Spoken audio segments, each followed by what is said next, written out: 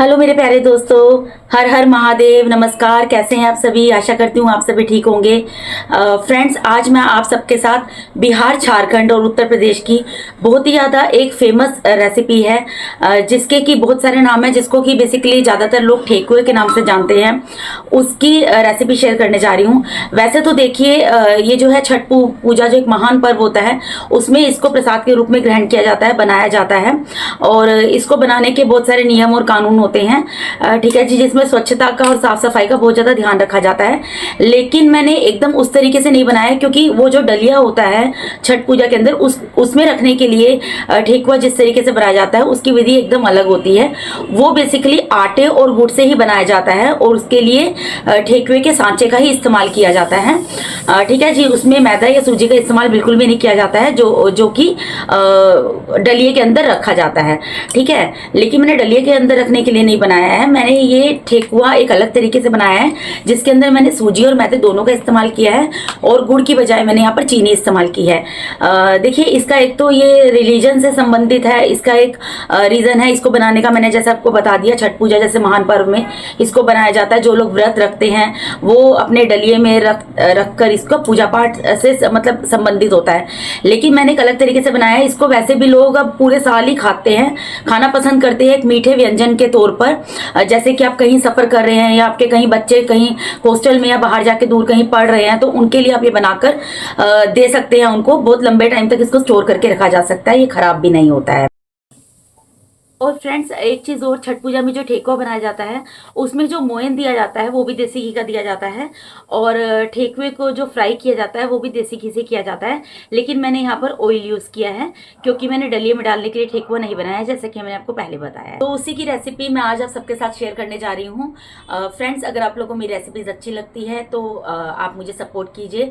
Support आप कर सकते हैं फेसबुक पर जो मेरा पेज है उसको फॉलो करके, और यूट्यूब पर मेरे चैनल को सब्सक्राइब करके। अगर आप ऐसा कर चुके हैं तो आप लोगों का तहे दिल से बहुत बहुत धन्यवाद। चलिए अब मूव करते हैं रेसिपी की तरफ। देखिए फ्रेंड्स, अब ठेकुआ जो मैंने बनाया है लुक में कुछ इस तरीके का है।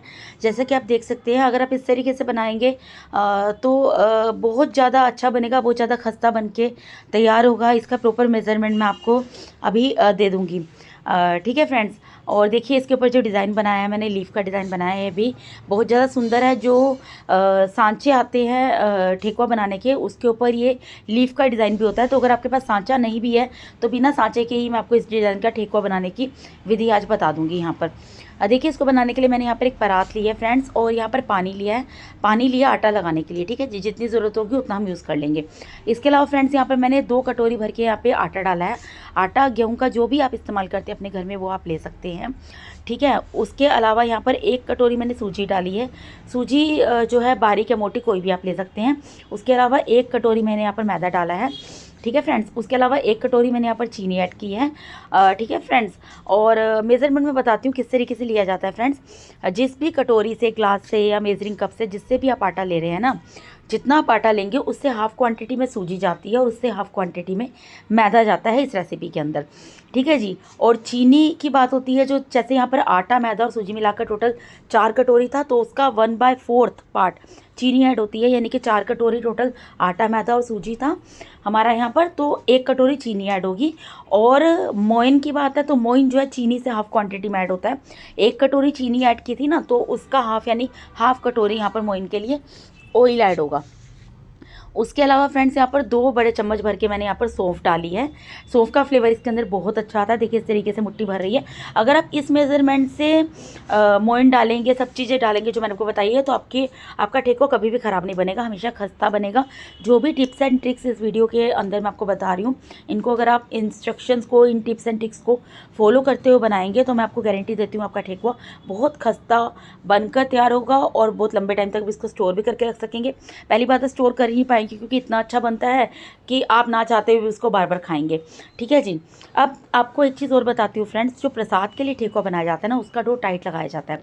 लेकिन ये तो मैं प्रसाद के लिए नहीं बना रही, क्योंकि मैंने आपको पहले बता दिया प्रसाद के लिए जो ठेकुआ बनाया जाता है उसमें मोइन भी देसी घी का डलता है, वो फ्राई भी देसी घी में होता है, वो आटे और गुड़ से बनता है, उसमें चीनी का यूज़ बिल्कुल नहीं होता, सूजी का यूज़ बिल्कुल नहीं होता, मैदे का यूज़ बिल्कुल नहीं होता है। और दूसरी चीज़, उसमें आटा भी मोटे वाला इस्तेमाल किया जाता है।